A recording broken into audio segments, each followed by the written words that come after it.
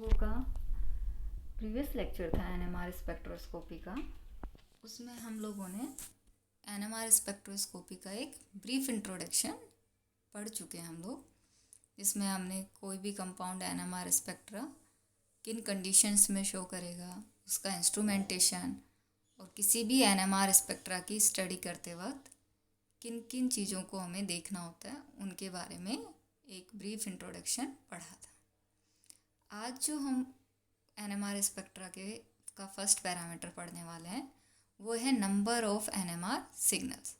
Means किसी भी compound के एनएमआर स्पेक्ट्रा में हमें कितने एनएमआर सिग्नल मिलेंगे, ये हम कैसे फाइंड आउट करेंगे, इसका कैसे पता चलेगा, यही आज के लेक्चर में हमें डिस्कस करना है। तो जो कोई भी कंपाउंड है उसमें कितने नंबर ऑफ एनएमआर सिग्नल हमें मिलेंगे, ये डिपेंड करता है उस कंपाउंड में कितने टाइप के प्रोटॉन है, मीन्स टाइप्स ऑफ प्रोटॉन पे। और जो सिमिलर टाइप के प्रोटॉन होते हैं उन्हें हम बोलते हैं केमिकली इक्विवेलेंट या रासायनिक तुल्य प्रोटॉन। जो भी केमिकली इक्विवेलेंट प्रोटॉन होंगे वो सभी सेम एक ही एनएमआर सिग्नल शो करते हैं। ये जो केमिकली इक्विवेलेंट प्रोटॉन होते हैं इनका क्या होगा, इलेक्ट्रॉनिक एनवायरनमेंट सिमिलर होता है और ये सिमिलर मैग्नेटिक फील्ड को एब्जॉर्ब करते हैं, जिसके के कारण इनका एनएमआर सिग्नल भी हमें सेम ही प्राप्त होता है। तो केमिकल इक्विवेलेंट प्रोटॉन कैसे होते हैं, इनको कैसे फाइंड आउट करें, इसको यहाँ हम कुछ एग्जांपल्स द्वारा डिस्कस करते हैं। तो सबसे सिंपलेस्ट जो एग्जांपल आपका है वो है एथेन। आप यहाँ पे एथेन देखिए कि इसमें कितने प्रोटॉन हैं, आपको दिख रहा होगा इसमें टोटल नंबर ऑफ प्रोटॉन कितने 6 है। बट अभी हमने बताया कि आपको क्या देखना है, नंबर ऑफ सिग्नल निकालने के लिए टाइप्स ऑफ प्रोटॉन देखने हैं, नंबर ऑफ प्रोटॉन्स नहीं देखने हैं। कि यहाँ पे प्रोटॉन का नंबर तो कितना है 6 है, बट क्या वो 6 के 6 सिमिलर टाइप के या डिफरेंट टाइप के, इस पे डिपेंड करेगा कि हमें सिग्नल कितने मिलेंगे।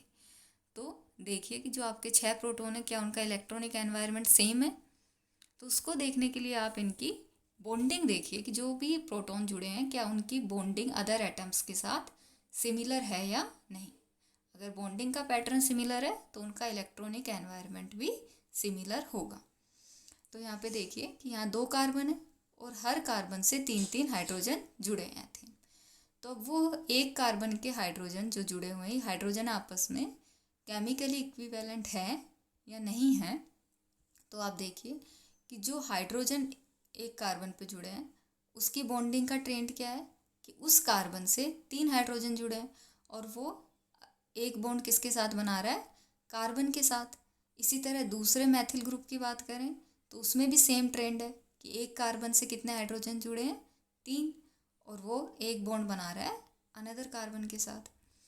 तो इस तरह से इनका इलेक्ट्रॉनिक एनवायरनमेंट जो एथेन के दोनों मैथिल समूह हैं उनका क्या है, सेम है। तो इस कंडीशन में इसके जो 6 प्रोटॉन है वो क्या होंगे, सेम होंगे, वो क्या होंगे, केमिकली इक्विवेलेंट रहेंगे और उनका हमें केवल एक ही एनएमआर सिग्नल मिलेगा। तो यहाँ पे नंबर ऑफ प्रोटॉन तो कितने हैं 6, बट टाइप ऑफ प्रोटॉन्स क्या है 1, तो इसलिए हमें सिग्नल भी कितना मिलेगा, ओनली 1 सिग्नल मिलेगा। इसी तरह कुछ और एग्जांपल्स हम डिस्कस करें, जैसे कि एसीटोन। तो उसमें भी आप देख रहे होंगे कि दोनों CH3 ग्रुप के जो हाइड्रोजन है उनका एनवायरनमेंट क्या है, सेम है। कि वो जिस कार्बन से जुड़े हैं उसके साथ 3 हाइड्रोजन है और वो किससे जुड़ा है, एक कार्बोनिल ग्रुप से। सिमिलर ट्रेंड आपको डाईमेथिल ईथर में दिखेगा और यही आपको बेंजीन और साइक्लोब्यूटेन में दिखेगा। तो यहाँ पे जितने भी आप प्रोटॉन्स देख रहे हैं वो नंबर्स में तो ज़्यादा हैं बट उनका इलेक्ट्रॉनिक एनवायरनमेंट सेम है, मीन्स उनका टाइप क्या है, सिमिलर है। तो हमें एनएमआर सिग्नल इन सभी कंपाउंड में सभी प्रोटॉन का ओनली 1 सिग्नल हमें मिलता है। अब केमिकल इक्विवेलेंट प्रोटॉन को हमें एक अदर एग्जांपल समझे। तो यहाँ देखिए प्रोपेन में आपको दिख रहा होगा कि यहाँ पे कितने प्रोटॉन है, 8 प्रोटॉन। नंबर ऑफ प्रोटॉन्स कितने 8, बट क्या ये 8 प्रोटॉन्स का इलेक्ट्रॉनिक एनवायरनमेंट सिमिलर है या डिफरेंट है, इस पे डिपेंड करेगा कि हमें सिग्नल कितने मिलेंगे। तो यहाँ देखिए आपको सुपरफिशियल देख के ही पता चल रहा होगा कि प्रोपेन में 2 मैथिल ग्रुप है CH3 और एक CH2 ग्रुप है। तो यहाँ पे जो CS2 ग्रुप है उसका एनवायरनमेंट जो आपके दो मैथिल ग्रुप है डेफिनेटली उनसे तो अलग ही होगा, क्योंकि जो मैथिल ग्रुप है उसके साथ उस वाले कार्बन की अगर हम हाइड्रोजन की बात करें तो वहाँ पे कितने प्रोटॉन हैं, 3 प्रोटॉन है उस कार्बन के साथ, और वो किससे जुड़ा है, CS2 से। बट अगर हम CS2 की बात करें तो यहाँ पे जो हाइड्रोजन वाला कार्बन है उस पर कितने कार्बन हाइड्रोजन है, 2, और 2 बॉन्ड किससे बना रहा है, वो कार्बन से। तो इस तरह से जो CS2 ग्रुप है उसका इलेक्ट्रॉनिक एनवायरनमेंट क्या होगा, मैथिल ग्रुप से डिफरेंट होगा। तो यहाँ पे मैथ जो आपका CS2 ग्रुप है उसका सिग्नल तो आपको डेफिनेटली मैथिल दोनों ग्रुप से क्या मिलेगा, अलग मिलेगा। पर क्या जो ये मैथिल ग्रुप दो हैं आपके कार्बन 1 और कार्बन 3 ये सिमिलर है कि डिफरेंट है? अगर इसको हम देखें तो आप देखिए दोनों मैथिल ग्रुप में क्या है, 3 हाइड्रोजन बॉन्ड, 3 हाइड्रोजन से बॉन्ड बना रहा है और एक बॉन्ड किससे बना रहा है, कार्बन के साथ। तो आपका कार्बन फर्स्ट और कार्बन थर्ड जो है उसके प्रोटॉन क्या होंगे, केमिकली इक्विवेलेंट होंगे, और जो आपका CS2 ग्रुप है उसके प्रोटॉन इन दोनों ग्रुप से केमिकली नॉन इक्विवेलेंट होंगे। तो यहाँ पे आपको कितने नंबर ऑफ सिग्नल मिलेंगे, 2। नंबर ऑफ प्रोटॉन कितने, 8, बट सिग्नल ऑफ प्रोटॉन्स कितने, 2। तो अगर आप जो आपके केमिकली इक्विवेलेंट प्रोटॉन है इनको अगर आपको डायरेक्टली एक बार फाइंड आउट करने में कुछ प्रॉब्लम हो तो उसके लिए एक ट्रिक आप यूज कर सकते हैं, सिंपल, कि आपको जिन भी प्रोटॉन का एनवायरनमेंट स्टडी करना है कि वो केमिकली इक्विवेलेंट हैं या फिर नहीं हैं, तो उनके लिए आप क्या कीजिए, उन प्रोटॉन को 1 बाय 1 किसी अनदर एटम से सब्स्टिट्यूट करके देख लीजिए। कि जैसे आपको HA और HB का देखना है कि वो आपस में केमिकल इक्विवेलेंट हैं या नहीं है, तो एक बार HA को किसी अदर एटम से, क्लोरीन, फ्लोरीन, किसी भी एटम से सब्स्टिट्यूट कीजिए और एक बार HB को कीजिए। तो उसके बाद जो आपको 2 कंपाउंड मिलेंगे उनको आप IUPAC नॉमेनक्लेचर उनका कर लीजिए। अगर दोनों कंपाउंड की ही कंडीशन में IUPAC नॉमेनक्लेचर सेम होगा तो वो कंपाउंड, वो दोनों प्रोटॉन क्या होंगे आपस में, केमिकली इक्विवेलेंट। और अगर IUPAC नेम आपको डिफरेंट मिलता है तो वो दोनों प्रोटॉन आपस में केमिकली इक्विवेलेंट नहीं होंगे। तो इसको हम प्रोपेन से ही करके देखें इस चीज़ को समझने की कोशिश। तो प्रोपेन में आप देखिए कार्बन 1 और कार्बन जो आपका 3 है उस पर कितने प्रोटॉन है आपके, 6 प्रोटॉन। तो उनमें से किसी भी एक प्रोटॉन को आप एक बार के लिए Cl से सब्स्टिट्यूट कर दीजिए, चाहे दोनों में से किसी भी CS3 को आप करके देख लीजिए। तो जब आप इसमें एक क्लोरीन से सब्स्टिट्यूट करते हैं तो जो कंपाउंड आपको मिल रहा है, नीचे आपको दिख रहा होगा स्क्रीन पे, उसका जब हम IUPAC नॉमेनक्लेचर करते हैं तो वो नेम आता है आपका 1-क्लोरोप्रोपेन। इसी तरह आप एक बार क्या कीजिए, जो आपका सेकंड नंबर कार्बन है CS2 उसके एक प्रोटॉन को Cl से सब्स्टिट्यूट कीजिए, और इस कंडीशन में जो IUPAC नेम आएगा वो होगा 2-क्लोरोप्रोपेन। तो आप देख रहे हैं दोनों ही कंडीशन में IUPAC नेम क्या मिल रहा है, हमें डिफरेंट मिल रहे हैं। मीन्स CS3 ग्रुप और CS2 ग्रुप के जो प्रोटॉन हैं वो केमिकली इक्विवेलेंट प्रोटॉन्स नहीं हैं, तो वो क्या देंगे आपको, डिफरेंट सिग्नल देंगे। तो एक ट्रिक है जिसको आप यूज करके केमिकल इक्विवेलेंट कोई प्रोटॉन है या नहीं है उसको आप फाइंड आउट कर सकते हैं। एक एग्जांपल और यहाँ पे आपका दिया गया है 2-मेथिल-1-प्रोपीन। तो इसमें आप देखिए आपको HA और HB जो कि एक ही कार्बन से जुड़े हुए 2 प्रोटॉन हैं उनको सब्स्टिट्यूट किया गया है, एक बार HA को और एक बार HB को क्लोरीन के द्वारा, और दोनों के IUPAC नेम आप देख रहे होंगे स्क्रीन पे कि क्या आ रहे हैं आपके, सिमिलर आ रहे हैं।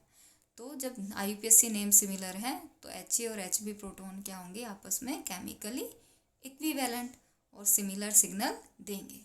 अब यही चीज़ आप लोग एक बार HA के प्रोटॉन के साथ करके देखिए और एक बार CS3 के प्रोटॉन को करके साथ देखिए। तो जब आप ये CS3 के प्रोटॉन को एक को हटा के उसकी जगह क्लोरीन लगाएंगे तो आप देखेंगे कि उसका IUPAC नेम आपको क्या आएगा, डिफरेंट मिलेगा। IUPAC नॉमेनक्लेचर आई थिंक आप सभी को बहुत अच्छे से आता होगा क्योंकि आप BSc थर्ड ईयर के स्टूडेंट्स हैं, तो वो आप खुद करके देख सकते हैं। तो ये जो है दोनों कंडीशन में जब आप एक बार CS3 का प्रोटॉन हटाएंगे और एक बार HA का तो आपको नेम डिफरेंट मिलेगा। IUPAC मीन्स CS3 के प्रोटॉन और HA जो प्रोटॉन है वो क्या होगा, केमिकली नॉन इक्विवेलेंट होंगे, डिफरेंट सिग्नल देंगे। तो ये एक्सरसाइज आप खुद घर पे करके देख लीजिएगा। अब बात आती है कि जो आपके प्रोटॉन्स हैं इनको मेजरली 2 क्लास में डिवाइड करते हैं, होमोट्रोपिक प्रोटॉन और हेट्रोट्रोपिक प्रोटॉन। और जो हेट्रोट्रोपिक प्रोटॉन आपके होते हैं उसको फर्दर हम एनेंशियोट्रोपिक और डायस्टीरियोट्रोपिक प्रोटॉन में डिवाइड करते हैं। तो ये पता करने के लिए कि कोई प्रोटॉन होमोट्रोपिक है या हेट्रोट्रोपिक, हम वही चीज़ करते हैं कि दोनों प्रोटॉन को जिनकी हमें स्टडी करनी है एक एक बार किसी अदर एटम से रिप्लेस करेंगे, और उसके बाद जो हमें कंपाउंड मिलता है उसमें हम इनका स्टीरियो आइसोमर्स का ट्रेंड देखेंगे कि इनमें स्टीरियो में क्या रिलेशन है, ये आपस में सिमिलर हैं, होमोट्रोपिक हैं, आइडेंटिकल हैं, या एनेंशियोमर हैं, या फिर डायस्टीरियोमर। तो उन कंपाउंड में जो रिलेशन होगा उसी के अकॉर्डिंग डिसाइड होगा कि प्रोटॉन होमोट्रोपिक है, एनेंशियोट्रोपिक है या डायस्टीरियोट्रोपिक। अगर होमोट्रोपिक प्रोटॉन होगा और उन दोनों को आप रिप्लेस करने के बाद जो कंपाउंड प्राप्त करेंगे उनमें क्या होगा, वो एक दूसरे के एग्जैक्ट सिमिलर होंगे, आइडेंटिकल होंगे। तो इस चीज़ को आप एग्जाम्पल एथेन कैसे समझें, तो आपको यहाँ एथेन का डायग्राम दिख रहा होगा। इसमें आप देख रहे होंगे कि एथेन में दोनों कार्बन से 3 हाइड्रोजन जुड़े हैं, और इसमें आप जानते हैं कि ये 2D स्ट्रक्चर नहीं है, कैसी स्ट्रक्चर होती है, 3D। मीन्स जो कार्बन है उसका हाइब्रिडाइजेशन कैसा होता है, ईच कार्बन का sp3।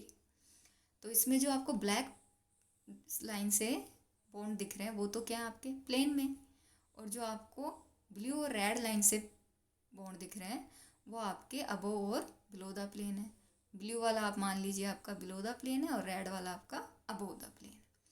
तो जब आप HA और HB के बीच रिलेशनशिप फाउंड आउट करते हैं कि कैसे प्रोटॉन है, तो एक बार HA को आपने सब्स्टिट्यूट किया फर्स्ट कंपाउंड में X से, और दूसरी बार HB को किया X से, और अब जो आपको ये कंपाउंड मिले हैं, आप सभी ने कन्फर्मर्स या समरूपण पढ़े हैं कि ये कंपाउंड एक दूसरे के क्या हैं, कन्फर्मर हैं, क्योंकि कार्बन कार्बन के बीच में क्या है, सिंगल बॉन्ड।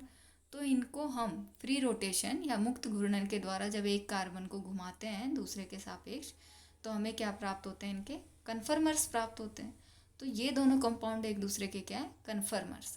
और आप जानते हैं कन्फर्मर्स स्टीरियो आइसोमर नहीं होते, वो क्या होते हैं, आइडेंटिकली होंगे। वो एक ही कंपाउंड की एक तरह से 2 फॉर्म होती हैं डिफरेंट, तो उनको हम डिफरेंट स्टीरियो आइसोमर तो नहीं कह सकते, वो क्या ही कहलाएंगे, कन्फर्मर ही कहलाएंगे।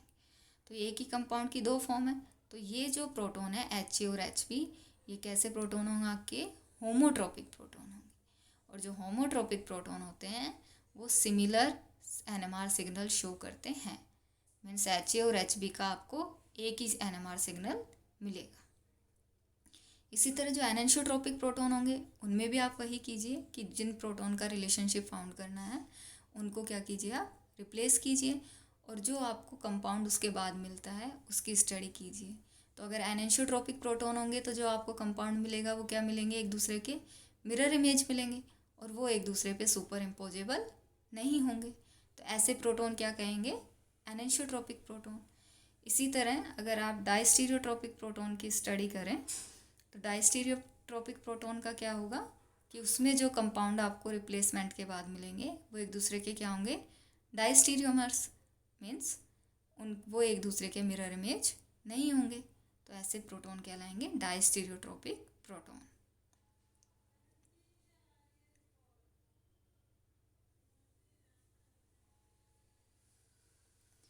अब जो आपका एग्जाम्पल है कि यहाँ पे आप NMR स्पेक्ट्रा में देखिए, जो आपका एथिल ब्रोमाइड है उसमें कितने सिग्नल मिलेंगे आपको, NMR 2 सिग्नल मिलेंगे।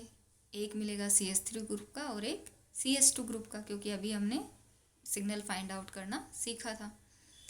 तो जो यहाँ पे आपको नीचे दिख रहा होगा सिग्नल्स, इसमें जो आपको 0 पे सिग्नल दिख रहा है वो कंपाउंड का सिग्नल नहीं है, वो तो किसका है, TMS का सिग्नल है। तो TMS क्या होता है, उसका सिग्नल कैसे आता है, ये सब हम आगे जब केमिकल शिफ्ट्स पढ़ेंगे तब हम उसमें डिस्कस करेंगे। तो आप अभी ये समझ लीजिए कि 0 पे जो सिग्नल आ रहा है वो कंपाउंड का सिग्नल नहीं है। यहाँ पे आपको कंपाउंड के ओनली 2 सिग्नल्स मिल रहे हैं, एक 1 के अप्रोक्सीमेट और दूसरा आपका 4 के अप्रोक्सीमेट। तो यहाँ पे जो आपको 2 सिग्नल मिल रहे हैं इसमें आप देखिए हर सिग्नल, फर्स्ट जो सिग्नल है वो आपको 3 लाइन्स में डिवाइड दिख रहा होगा और सेकेंड आपको 4 लाइन्स में डिवाइड दिख रहा है। बट ये सिग्नल क्या है, सिग्नल एक ही है, 4 डिवाइड ज़रूर है, स्प्लिट ज़रूर है, बट वो सिग्नल एक है। तो यहाँ पे आपको 2 NMR सिग्नल मिलेंगे एथिल ब्रोमाइड के, और उनकी स्प्लिटिंग जो है वो कैसे होती है वो हम फर्दर आगे के लेक्चर्स में डिस्कस करेंगे। इसी तरह आप जब ट्यूब्यूटेनॉन का NMR स्पेक्ट्रा की स्टडी करते हैं तो यहाँ पे आपको कितने सिग्नल मिलेंगे? 3 सिग्नल्स, क्योंकि CS2 का तो आपको डिफरेंट मिलेगा, बट यहाँ पे जो CS3 ग्रुप है वो भी आपको डिफरेंट सिग्नल देंगे, क्योंकि जो A पे प्रेजेंट है CS3 ग्रुप वो किससे जुड़ा है? CS2 से बॉन्ड बना रहा है, और जो C वाला CS3 ग्रुप है वो किससे जुड़ा है? कार्बोनिल ग्रुप से। मतलब इन दोनों CS3 ग्रुप का इलेक्ट्रॉनिक एनवायरनमेंट डिफरेंट हो गया, तो इनके प्रोटॉन का भी इलेक्ट्रॉनिक एनवायरनमेंट क्या हो जाएगा? डिफरेंट, और ये डिफरेंट NMR सिग्नल शो करेंगे।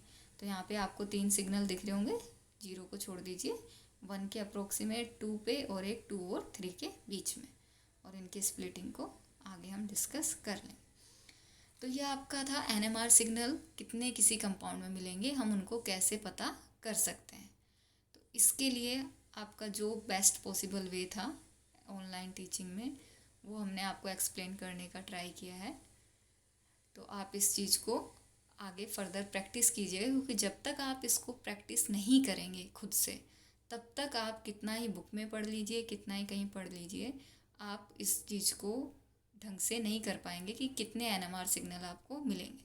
तो ये सब प्रैक्टिस का गेम है, आप जितनी ज़्यादा प्रैक्टिस करेंगे उतनी ही आपकी इस चीज़ पे कमांड होती जाएगी। तो आप प्रैक्टिस कर सकते हैं, बुक्स में आपके बहुत से एग्जांपल दिए हुए हैं, आप किसी भी ऑर्गेनिक कंपाउंड को उठाइए जिसमें प्रोटॉन हो और फाइंड आउट कीजिए कि उसमें कितने सिग्नल हमें मिल सकते हैं।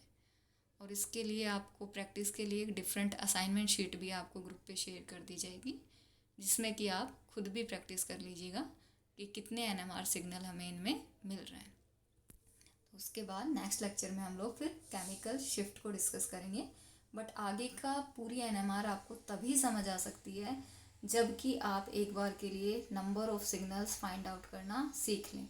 तो प्लीज़ आप लोग ज़रूर इसकी प्रैक्टिस खुद से कीजिएगा।